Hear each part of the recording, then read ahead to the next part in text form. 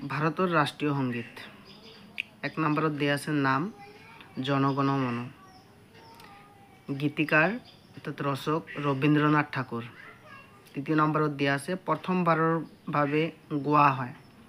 রাষ্ট্রীয় সংগীত প্রথমবারের ভাবে 1911 চনৰ 27 ডিসেম্বরত ভারতের জাতীয় কংগ্রেসের কলকাতা অধিবেশনত গোয়া হয়েছিল।